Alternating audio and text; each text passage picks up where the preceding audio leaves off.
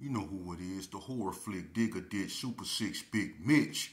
And I'm kicking in those with all three O's. And I'm bringing 28s, 101s because we Vegas sons. It's the Metal Lands. Yeah, the Metal Man. And you already know what's happening, right? You know what's happening, Captain. Bolo Yang, 22-inch gold Dana Dangs. Buddha bang. Y'all can't hang. Welcome to Vegas Chronicles with the host of the most, Super 6 Big Mitch. And today, like any other day, we do what we do. We congregate, we congratulate, and then we elevate. What's going on with y'all? Today I want to talk to y'all about something, man. Right off the back, shout out to everybody that's been supporting my small platform, man. That's been rocking with your mans.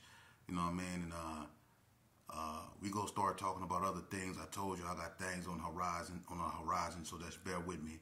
You know, because we just can't sit here and talk about, you know, Vegas. I don't know everything about, you know, Vegas, you know, gangs and street culture and stuff like that. Only my era, you know what I mean? It's a whole nother era out here that these youngsters can speak, you know, upon. And I'm going to get them, the floor and let them speak, because I left and I went off into the institution system, and I was gone for a long time, so things changed out here, you know.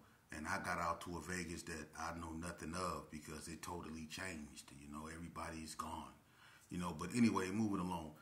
Today I want to talk to y'all about something that keeps coming up. I don't know why, but we go nip this in the bud. And we go nip this in the bud once and for all, man, because I don't want to keep going over this, and I don't like getting into politics per se.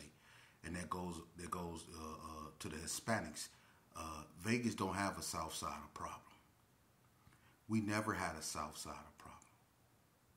Okay? I'm not going to disrespect no one. I don't get in any politics like that. But just to be honest with you, the gangs in Vegas have, for the most part, since its inception, been predominant by blacks. The blacks dominate out here when it came to gang culture. And it isn't nothing, nothing along the racial lines and nothing like that. It's just how it was. It was more black gangs than Hispanic gangs. Now you got an influctuation of California Hispanics that came out here, and you have little cliques like 18th Street and White Fence and stuff like that then came out here and established little cliques or whatever out here, you know, Vegas chapters or whatever you want to call it. And but for the most part, as far as the streets concerned, there's no change. You know, you don't see no Southsider aggression toward blacks. It's never been that way. Now, I'm not saying it hasn't been incidents that have been, you know, sporadic, but for the most part, it's never been nothing, you know, black against Hispanic. It's mostly like that in the penitentiary system. And it's only that way because of the California Hispanics. They came out here and tried to push, you know, that California politic, you know, and the blacks in Las Vegas or the blacks in Nevada just wasn't going for it, you know. So that's why the Southsiders never took over the Nevada prisons, is because the blacks won't separate themselves, you know, and they always come together, which outnumber the Southsiders every time. Now, I'm not saying the Southsiders always lose, but 90% of the time they do, you know. And I'm keeping it real. I'm not hating. You can ask anybody from Vegas, you know, and I'm gonna bring them on here. So it's not to bash anyone. It's to say that we never had a Southsider problem, you know. And for the most part, you know, as far as the Nevada Mexicans is concerned, they never really showed any type of animosity toward blacks. We went to school together. We went to Elko, Spring Mountain, and things like that together, you know. So we grew up together, man, and we never looked at each other as, you know, opposition, you know. Some of my closest friends were Hispanic, you know, and still is, you know. And even though some of them now is up under, you know, some form of Cali influence, you know, we still have that, you know, line of communication to where when we see each other, you know, it's always peaceful, and it's always, you know, what's up, homie, and all that. We don't let that type of politicking get in between us.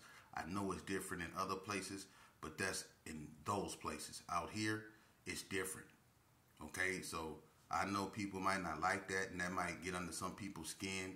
Well, that's just the way it is out here, you know. So I'm not going to lie and say it isn't just to appease anyone. The Southsiders never dominated Nevada. They never were deeper than blacks. The black gangs out here always were deeper than the Hispanic gangs. There are more black gangs out here than there are Hispanic gangs. It always have been. Okay? So that's just how that was. You know, now moving along, so we don't have to go through that no more. No disrespect to no one, you know, because to me, I'm not for, you know, this bull crap. I'm trying to stop it. And I got a lot of people that's against me trying to stop it because it's not profitable. See, it's profitable when you continue to let, you know, madness fester, when people going at each other's throat. That's profitable because you can get people to watch that. They want to see two grown men arguing, putting it on people that's no longer here or their so-called neighborhoods, talking about pull up and all of those stuff. See, that's profitable. They get you views. They get your algorithm going up and stuff like that. Well, y'all can have that, man, because that leads to only, you know, one place, which is destruction. And that's something I'm against. God didn't leave me here on this earth to sit here and propagate madness to get y'all to partake in it or try to get your attention by spewing ignorance. I'm not here to do that, man. I keep it 100, and I'm going to tell you, living this life right here is going to leave you two places, in a cage or horizontal under that grass. So my thing and my message is going to always be to avoid gangs. Always value your individuality, because that's what defines you. Don't allow a group of other people to define you, man. And what I mean by that is this here. In the institutions, right? At one point, it was a lot of dudes that was up in there doing some things that was, let's just say, not right. You know what I'm saying? They was in there and they was partaking in some, let's just say, diddy things. You know what I'm saying? And, you know, it got out all on the street. And people wasn't saying, oh, such and such up in there, you know, doing the diddy. They ain't say that. They say those such and such, those Gershons in there, you know, doing the diddy. So a lot of things other people was up in there doing was reflecting everybody or reflecting on everybody. You see, that's why it's important to reclaim your individuality and stay away from that type of stuff. So whatever goes on with them don't have an impact on you. And you know, when law enforcement comes swoop everybody up, you know, you can be a dude that's church going. You can be a dude that they take care of his kids. You can be a dude that don't really get in trouble, but your association can get you caught up. And you might not be someone they was after or they really won't, but just getting caught up with them, you might not be looking at as much time as they is, but you still caught up. You see, and it could have been over a phone call. You was just on listening. You know, just doing something innocent. You can get caught up. That's why I say individuality. You know, you got to separate yourself from that and be known for standing on your own. That way can't nobody lie on you. You see? But when you always with them, what they do is going to always reflect you or have a reflection on you if you always with them. If you always with them, whatever they do, that includes you too. That's why it's best you stay away from them. For real. Because I'm going to tell you something. When I was in this game, and this, you know, if y'all don't want to hear no preaching or nothing like that, then you might want to get up and walk away from here. But make sure your children stay here. Because you might think you two, you got it all up here, you know everything, you don't want to hear this. But let your children hear it. Because ain't nobody out here telling them that, man. And I don't want nobody out here to have to continue to bury their children, man. So allow your children to hear this message, man. Allow your sons that's being disrespectful in school and towards you to hear this message, man. Because they need to know that these cats up out here that they following up behind, that they get this behavior from. And the sad part about it is that a lot of them get this behavior from their parents. They burnt out daddies out here trying to still be relevant with no teeth. They get their behavior from them. For real. But I'm going to tell you something, man. You're going to find out the hard way that all them dudes that you hanging around and run up behind, them dudes that you think tough because they run their mouth and they talk a tough game, you going to realize that those same dudes, when that fire or when that BS hit the fan, it's going to fold. They going to do this, they go backdoor you, and they going to do everything you wouldn't believe they would do to you. That's what's going to happen if you stay in this game. Y'all so quick to invest. Y'all so quick to put everything you stand for and believe in the hands of your homie. And then you find out it's a thin line between love and hate when it comes to homieism. You find that out all the time. You still got people walking around here with paperwork talking about such and such did this, such and such, oh me. You see what I'm saying? Yeah, he did that on you because you put yourself in a position to be on. Don't put yourself in a position to be on and it won't happen. That's how you alleviate that. Stay away from people. Stay away from dudes that's involving themselves in that. And that way you don't get infected with the filth. I'm just keeping it 100 with you. I'm keeping it 100 with you. Look, when I was out there in them streets, I was known for two things. Trench coats and shotguns. I kept a trench coat on no matter what the weather was. I kept a trench on and I kept a shotgun. And I would use it too. I love using it. I ain't had no understanding. The only thing I wanted to do was get wet and get into it with somebody. Why? I don't know. I just didn't have no self-esteem. You see? And I'm hanging around dudes, real dudes, not gang members, gang bangers. I'm hanging around dudes that smile whenever I did something that I knew I wasn't supposed to do, that encouraged me to do more of it. I hung around people like that. They didn't encourage me to go to school. They didn't encourage me to do the right things. They encouraged me to be just as evil as I wanted to be. You see? And while they was encouraging me to do these things, they was telling me how much of a this and that my father was and how much they loved my father and how much I looked like my father. But as I got older, and now that I'm older, I look back on it and I realize, well, if they loved my father, if they respected my father the way they did, why would they do his child like that? Why would you do his child like that? But it's neither here nor there. I made the choices. I hope you're listening to me, youngster. I made the choices. You know? And when I finally went there and I committed that ultimate sin, I found out that a lot of dudes that proclaim to be my homeboys wasn't my homeboys. I had to accept that harsh reality. As big as the neighborhood I come from is, it's the biggest gang out here in Las Vegas. Where I come from, it was the biggest gang. So, how so many dudes turned out to be so fake? And the ones that's real is real, but it was so many that was fake. But by the time I realized that the damage was done, of course I always knew. I always knew because it was some dudes that didn't like to let me in their car because I was known for packing and I was known for using. And I was a known individual. So it was some dudes that didn't want me in their car because they were scared their car was going to get lit up. But we supposed to be from over here though. The first thing you did when you walked up to me was we locked handshakes, but you telling me you basically don't want me in your car. The same way they told me their moms didn't want them hanging around me when I was on the run. Now this real right here, man. And then when I get to the institutions, you know what I realized? It's so many dudes walking around there that was just like me that found out the hard way that they homies was not really they homies. That's still walking around there. To this day, they was there when I got there and they was there when I left. They wasn't lucky like me. See, if something divine don't happen, that's where they gonna be. Because they believed in their homie. Y'all gotta come up out that mindset, man.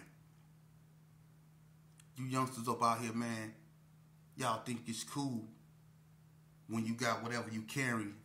It empowers you. It makes you think you tough. It makes you poke your chest out. You know? And you so adamant about using it on one another to get your point across, to show everybody that you tough. Think about what you're doing. See, that's the reason why we join gangs. See, we had to get together to feel like we was somebody. But see, when we got together, getting together wasn't good enough. See, we had to get together, then go out, and then we had to hurt somebody. See, we had to take our mind off the fact that by ourselves, we didn't have no self-image, we didn't have no self-esteem. A lot of us was nobodies by ourselves, and we thought that when we joined a gang, it validated us. So we got together, and then we went out there and we hurt somebody because deep down inside, we knew in fact that we were nobody. See, we knew we were nobody. They won't tell you that, but they human. They human. Just because they put on bandanas and walk with a limp and act a certain way, don't fall for that. They human. And they got to take that stuff off when they get their nasty behind in the shower. They got to take all that gear off. They human. And when they standing in front of their maker, they going to be standing the same way. With all that garbage off of them. They going to have to stand in front of them bearing their shame. Think about that, youngster. I fought every goon squad in the state of Nevada. I never won. Not one time. Oh, I put up about a 7 seconds, 9 second resistance. But in the end, I was always 4-pointing. And they always went home. And I was still there. So I lost every time. You see? You get it? You can never be tough enough. The toughest thing you can do is realize that your mother brought you in this world to be something. Your mama brought you in this world so you can bury her. She didn't bring you in this world to bury you. Think about that before you decide to get with your homeboys and pull your next slick.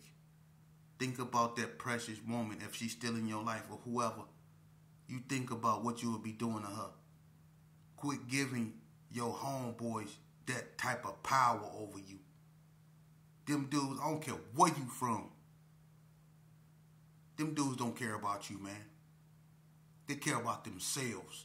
And when it comes down to them or you, they go choose them every time. Listen to me, youngster. You better listen to me.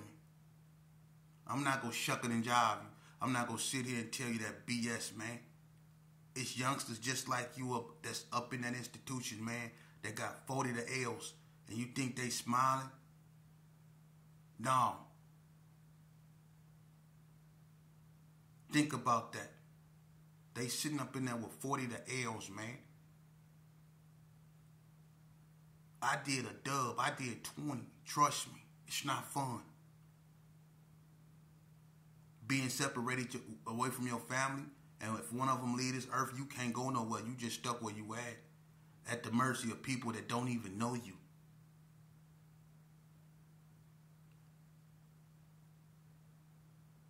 Look, being a thug, that don't make you tough. That make you typical. What make you tough is doing it the right way. See? Going to school. Yeah, it's hard. Going to school every day. All the distractions. Everybody else messing up. So it's hard for you to go there and stay focused and do what you're supposed to do. Put your face in them books. Block out everything else. You go to school to develop your mind. You know, it's a place of learning. It ain't a place where you go to congregate with your homeboys and plot your next move or who you go do this to or who you go. No, it's a place of learning. Take advantage of it. Go to school, do it the right way. Put in that real work. That's what you call putting in real work, hitting them books. Educate yourself, man, and giving yourself a chance to succeed in society by developing your mind and developing the necessary social skills that you need to give yourself a chance to succeed out here in society, man. Do that. Take it from somebody that was a 5-star general. I was a 5-star general in this game. I'm a nightmare. And I'm telling you, if I can do it all over again, man, I'd have been a nerd. I went to school. I would have listened to my moms. I would have listened to my grandmoms. I would have listened to the hobos that tried to tell me the right. It was hobos that tried to talk to me and tell me to do the right thing. I would have listened to them. You see?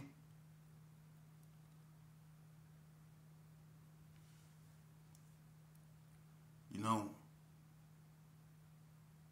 my heart goes out to all the mothers that done lost their sons and daughters over this past couple weeks, man. It's been real hard for a lot of families out here. I just wanted to use this video, to address that and put the light on them, because we need to keep them in our prayers, man. And all the other mothers that suffered loss. We need to keep them in our prayers, man, because at some point this got to stop, man. We never go get nowhere as a people if we allow this to continue to fester in our communities, man, and then we want other people to bear the blame of our own destruction. We have to look in the mirror, man, and we have to attack this problem from within, man, because it's a us problem, man. It's not a them problem. We looking without and we tripping with everybody, you know what I mean? And we want everybody to accept responsibility for what they did to us, but we don't want to accept responsibility for what we continue to do to us. I mean, let's talk about the elephant in the room, man. It's not enough people on these platforms. Well, it is, but it's far too many others that cater to things that just keep BS going. And it seemed like, that's what people looking for, and I don't know why. People then took what goes on to the street and brought it to social media, and that's crazy, man. That's crazy. You got youngsters on YouTube playing with stuff they're not supposed to play with, and then accidentally unaliving themselves on YouTube, man. And it's sad. These are our babies, man. These are our babies. These are our babies, man. And listen to the music that they I know y'all heard about that youngster doing that, man. And listen to the music he was listening to, man. This is how we raising our children, man. Come on, man. Come on, man. That type of music and that way of thinking already destroyed generations of us, man. It began with my generation. I'm from the Eazy-E era. It began with my generation. And it destroyed us. Not just in Vegas, all over the nation. It destroyed us in all these inner cities. Look at them, that music, that form of music, along with alcohol and other stuff, it destroyed us, man. And we letting our children pick up the same filth that destroyed us, and it's destroying them. Let's focus on that.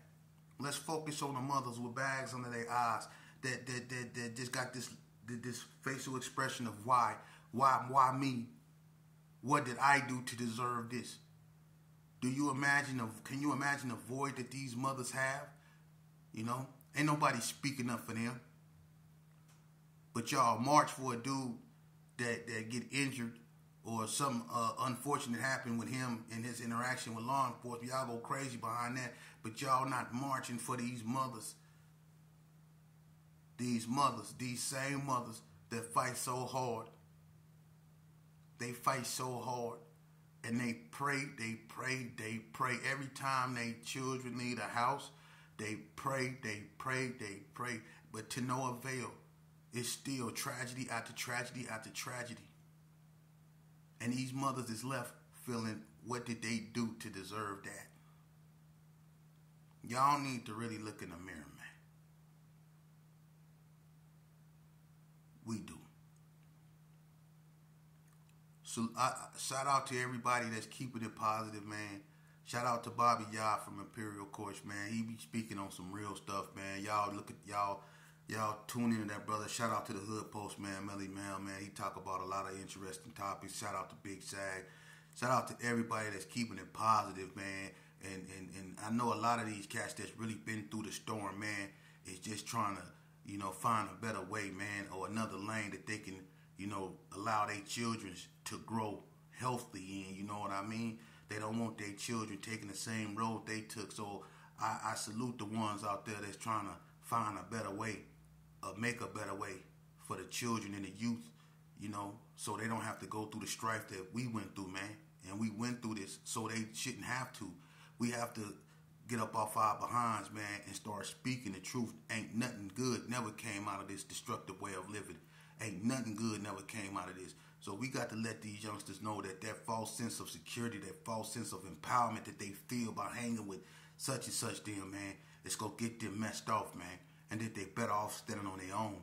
And that's how their mama brought them up in this world to be, man. Upright men who capable of standing on their own. You're a man before you anything. Embrace what nature intended you to be, youngster. Stay away from all that bull crap, man. A lot of y'all done already been caught up.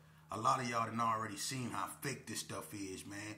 But you still got one foot in and you still got one foot out. You don't trust the homies because you seen that they really ain't your homies, but you not really through with the madness yet. And you don't understand why. See? You know these cats out here ain't no good. You know this stuff out here fake. But you keep asking yourself, why you still in it? Then you make up excuses because those cats up over there done this and they done that. Or you done lost a partner and you just can't let it go. But understand this here. I done lost probably 80% of my childhood friends. And one thing I learned through mental maturity is that no